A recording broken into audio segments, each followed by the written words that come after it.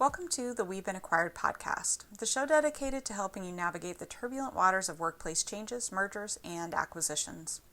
I'm your host, and today we're looking at inverse survivor's guilt, when you're the one laid off and everyone else is miserable. We need to talk about a very strange, deeply unsettling psychological twist that happens during a corporate acquisition.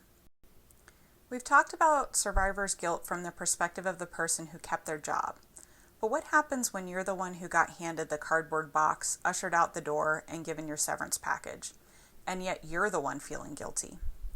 You log on to LinkedIn or check your personal text threads, and you see messages from your old teammates who are still inside the belly of the beast. They're drowning. The new parent company doubled their workload, slashed their resources, instituted brutal micromanagement, and turned the office culture into a living nightmare. They are absolutely miserable. And there you are, sitting on your couch in your sweatpants, drinking a cup of coffee that you actually had time to enjoy, watching your severance direct deposit hit your bank. Suddenly, a bizarre wave of guilt washes over you. You feel like a deserter. You find yourself thinking, I left my team behind to fight the war alone. They're suffering while I'm out here breathing fresh air. Should I feel worse about this? Let's hit the pause button on that spiral and look at the objective facts. First, you did not abandon anyone. You were pushed out by the company. You did not orchestrate the corporate restructuring plan, and you did not vote to overwork your former colleagues. The toxic environment they are currently enduring was manufactured entirely by the executives at the top of the new org chart, not by you. Do not take accountability for a burning building you did not set fire to. Second, realize that your clean break is a gift, not a crime. When an acquisition turns toxic, getting laid off with a severance package is often the hidden jackpot. The people left behind are experiencing a slow, grinding erosion of their mental health and professional boundaries. You, on the other hand, were given a definitive end date, financial runway, and the forced opportunity to build a clean slate. Embracing your freedom doesn't mean that you don't care about your friends. It means you recognize that your survival contract with that employer has officially ended.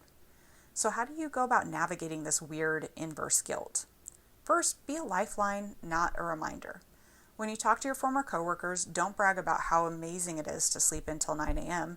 Instead, listen with empathy. Let them vent about the new regime without adding fuel to the fire.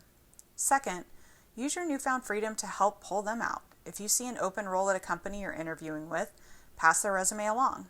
Help them update their LinkedIn profiles. Use your outside perspective to gently remind them that there is life, dignity, and sanity outside of the walls of the company that acquired them.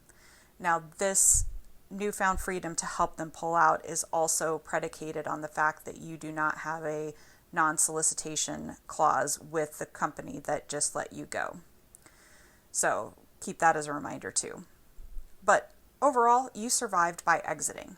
They are surviving by enduring.